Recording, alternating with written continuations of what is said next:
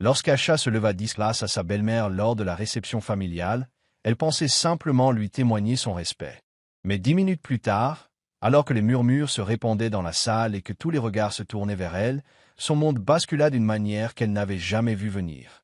Et que se passa-t-il ensuite? Cela la brisa, mais la propulsa aussi vers l'avant d'une manière que personne ne pouvait arrêter. Acha, une femme simple et gentille de Goma Hills, s'est habillée de ses plus beaux vêtements pour assister à la grande fête d'anniversaire de sa belle famille. La salle était pleine à craquer. Famille, amis et invités de marque. Tout le monde riait et appréciait l'événement. À son arrivée, Acha trouva une place au premier rang, car elle faisait partie de la famille. Mais lorsque sa belle-mère, Mama Jalea, entra dans la salle, Acha se leva aussitôt et lui offrit sa place. Elle pensait simplement faire preuve de respect, comme toute belle fille se doit de le faire. Elle sourit doucement et recula, se tenant silencieusement, tandis que Mama Jalea s'asseyait fièrement. Au début, Acha ne remarqua rien d'étrange, mais bientôt, elle entendit de légers murmures dans le couloir. Les gens se tournèrent vers elle, certains avec pitié, d'autres avec jugement. Les murmures s'intensifièrent, et avant qu'Acha ne comprenne ce qui se passait, Mama Jalea se leva et la désigna du doigt. D'une voix forte, elle expliqua à tout le monde qu'Acha avait cédé sa place parce qu'elle savait qu'elle n'était pas digne de s'asseoir avec la vraie famille. Mama Jalea la traita d'étrangère, de chercheuse d'or qui n'avait épousé un membre de la famille que pour l'argent. Le silence se fit dans la salle. Tous les regards se tournèrent vers Acha, et elle sentit son visage brûler de honte. Son cœur battait la chamade.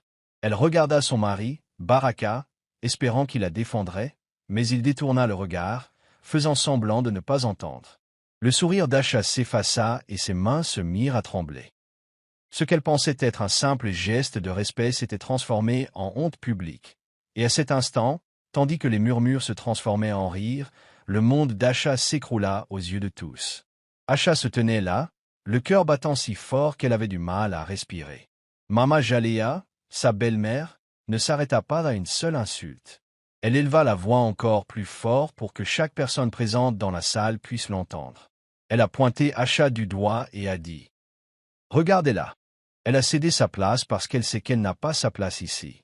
Elle sait qu'elle n'est pas digne de s'asseoir avec nous. » La salle, qui résonnait de rire il y a un instant, devint soudain silencieuse. Tous les invités tournèrent la tête vers Acha, le regard empli de jugement, et les murmures commencèrent à se propager comme un incendie. Maman Jalea poursuivit en disant qu'Acha n'avait épousé son fils que pour voler la famille. Elle a traité de chercheuse d'or, quelqu'un qui ne voulait que la fortune et le nom de la famille. Elle est partie de rien et veut maintenant tout nous prendre. Mama Jalea a crié, ces mots transperçant le cœur d'Acha comme des couteaux. Les gens hochèrent la tête et chuchotèrent. Certains invités regardèrent même Acha avec dégoût, croyant sans réserve à ses mensonges. Les yeux d'Acha se remplirent de larmes, mais elle refusa de les laisser couler. Elle regarda son mari Baraka, espérant, priant pour qu'il se lève enfin et dise la vérité à tout le monde. Mais Baraka resta assis là, la tête baissée, sans dire un mot. Il ne la regarda même pas. Son silence était plus fort que tout ce que Mama Jalea avait dit. Il brisa Acha plus que ses paroles cruelles. Son propre mari, l'homme pour lequel elle s'était en sacrifiée, ne la défendit pas. Il laissa sa mère l'humilier devant tout le monde. L'humiliation était profonde et la douleur insupportable. Acha avait l'impression que la terre allait s'ouvrir et l'engloutir. Les murmures se transformèrent en rires discrets, et elle sentit tous les regards dans le couloir la regarder, la juger, comme si elle était une criminelle. Dans cet instant douloureux, Acha comprit que quelque chose avait changé à jamais. La famille dont elle pensait faire partie l'avait rejetée comme si elle ne valait rien, et le silence de son mari le lui montrait clairement.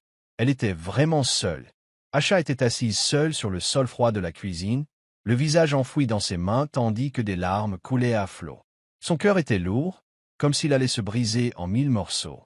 Dans la grande salle, elle entendait encore la musique, les rires et les applaudissements. Son mari, Baraka, et sa famille célébraient comme si de rien n'était, comme s'ils ne l'avaient pas déchirée devant tout le monde. Personne n'était venu la voir. Personne ne s'en souciait. Le bruit de leur bonheur était comme des couteaux qui s'enfonçaient plus profondément dans son cœur. Tandis qu'elle pleurait, des souvenirs douloureux lui revinrent à l'esprit. Elle se souvenait du jour où elle avait quitté son bon travail pour devenir épouse à temps plein, à la demande de Baraka.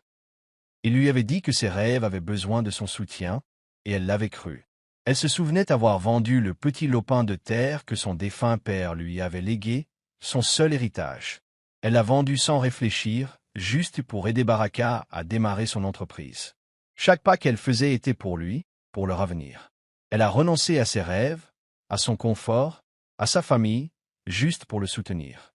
Mais maintenant, assise dans cette cuisine, Asha comprenait enfin la vérité. Tous ces sacrifices ne signifiaient rien pour eux. Pour Mama Jalela et le reste de la famille, elle n'était personne.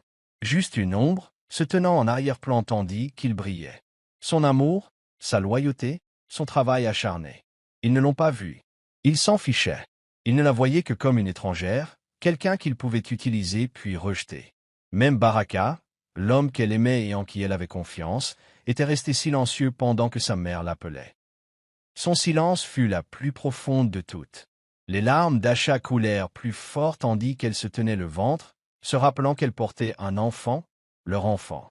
Elle se demandait quelle vie son bébé aurait si les choses restaient ainsi. Dans cet instant de solitude et de douleur, quelque chose en elle commença à changer.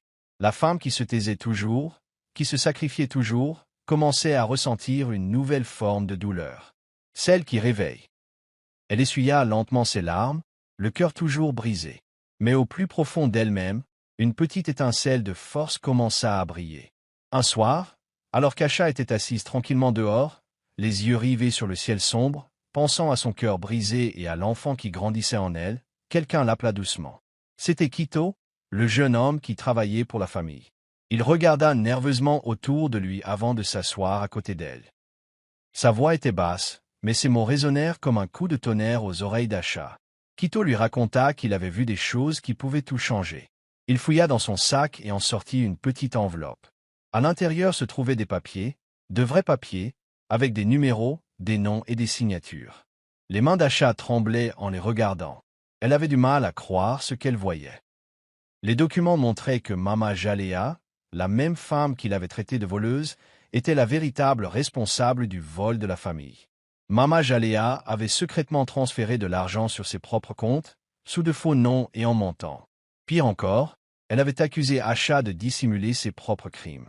Asha avait la poitrine serrée, comme si elle ne pouvait plus respirer. Pendant tout ce temps, tandis que les gens la montraient du doigt, la traitaient de croqueuse de diamants et la regardaient avec dégoût, c'était Mama Jalea qui les détroussait.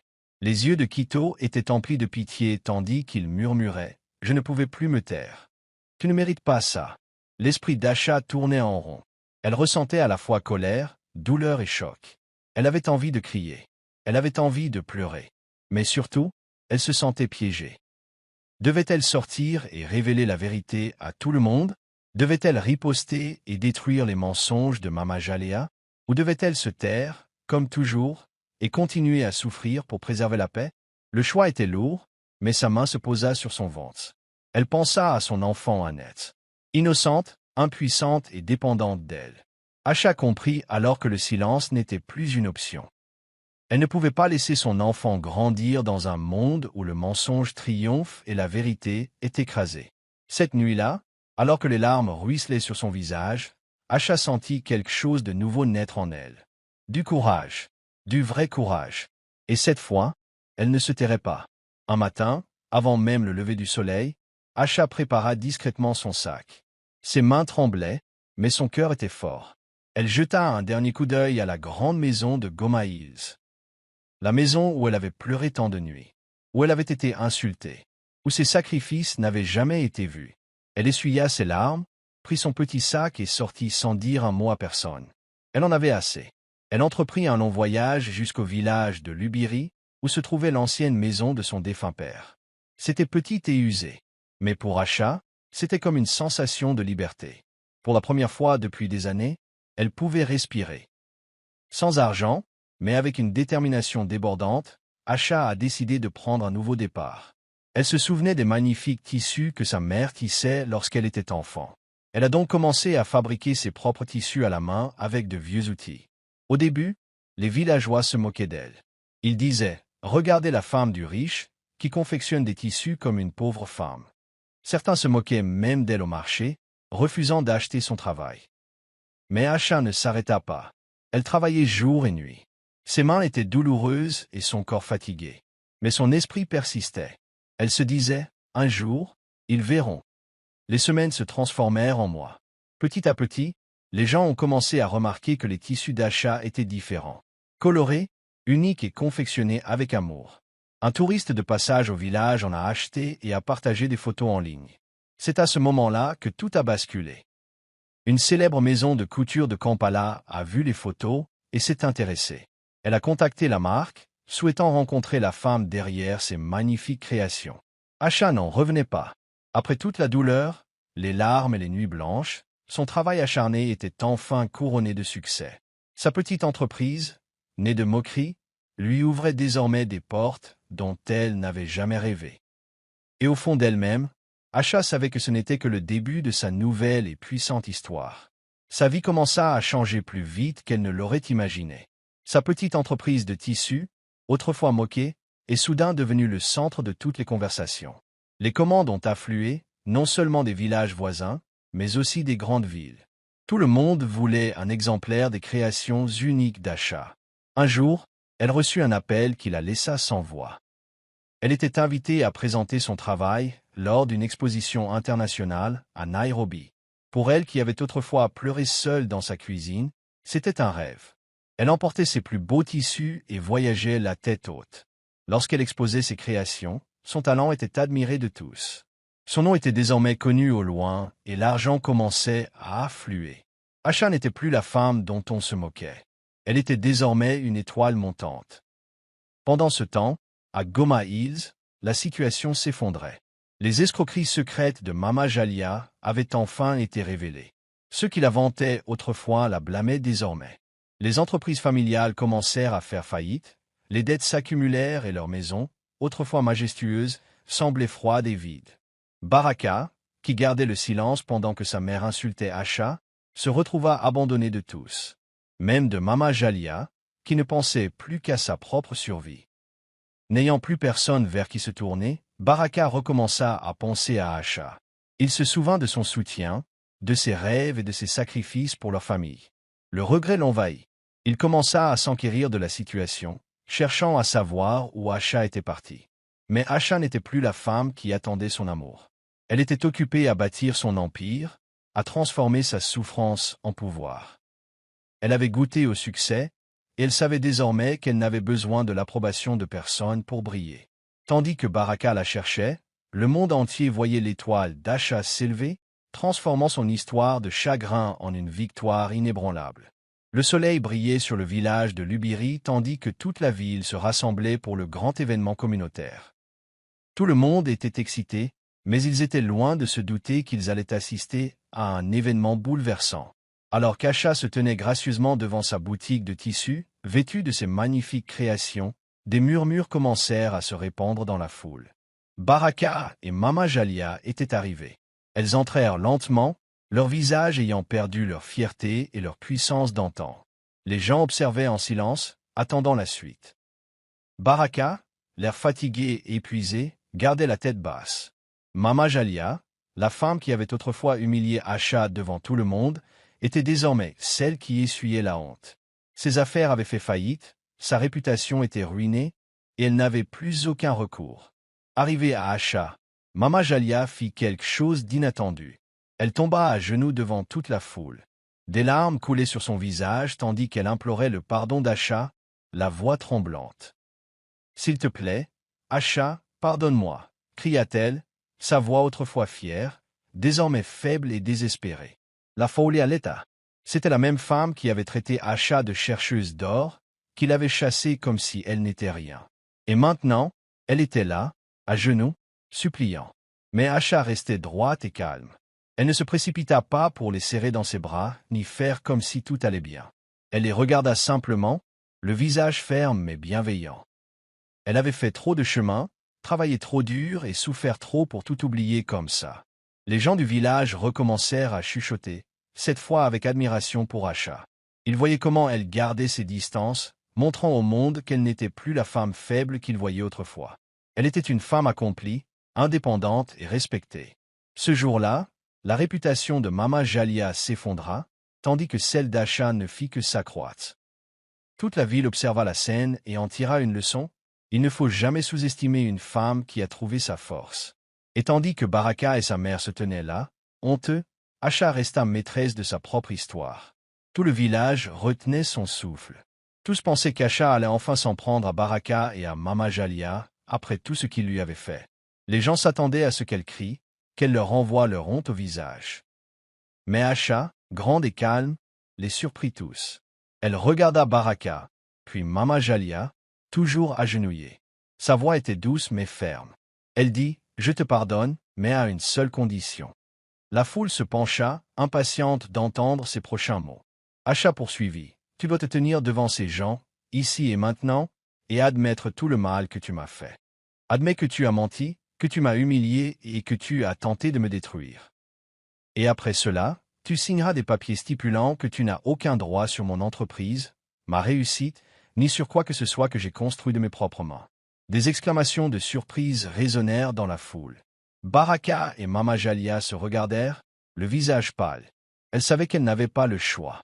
Leur pouvoir avait disparu. Leur fierté était déjà brisée. Lentement, ils hochèrent la tête. Mama Jalia, la voix tremblante, avoua à tous ses mensonges et sa cupidité. Baraka, la tête basse, avoua avoir abandonné Acha au moment où elle avait le plus besoin de lui.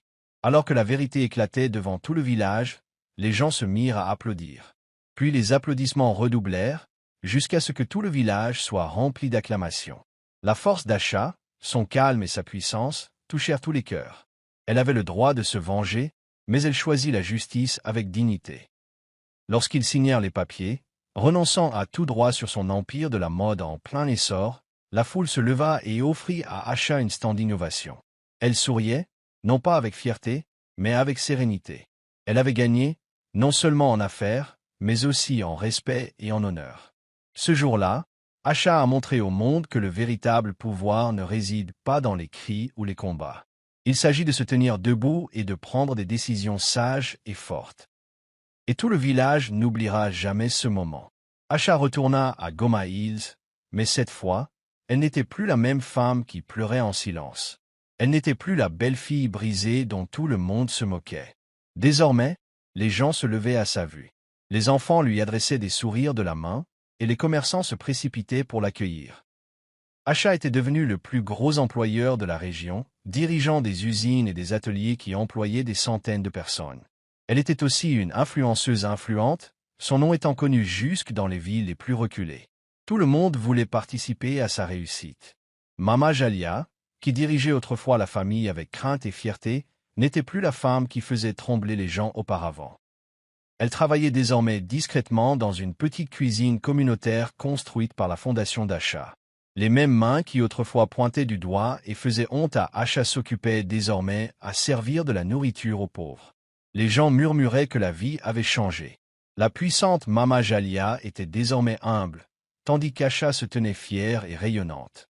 Baraka vivait discrètement en retrait. Il n'était plus le mari fier qui laissait sa mère détruire son mariage. Désormais, il marchait la tête basse, évitant le regard de ceux qui le louaient. Au fond de lui, il avait honte de ce qu'il avait fait. Mais une part secrète de lui ne pouvait s'empêcher d'être fier lorsqu'il entendait parler de l'ascension d'Acha. Elle avait accompli ce que personne n'aurait cru possible.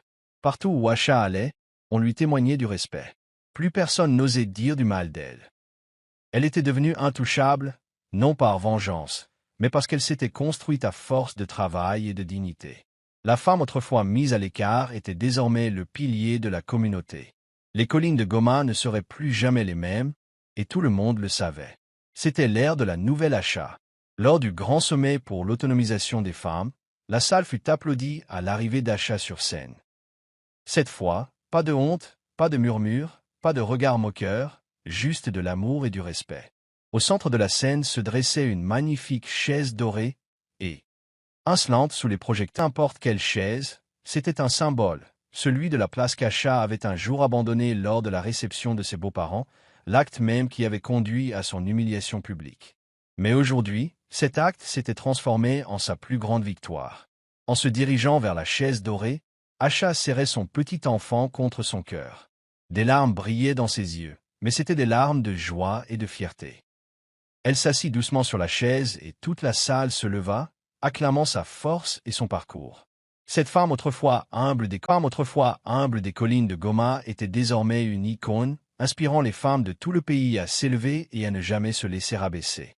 Avec un sourire éclatant, Asha regarda autour d'elle les femmes qui la voyaient comme une héroïne, son enfant, qui grandirait en sachant que sa mère n'abandonnait jamais.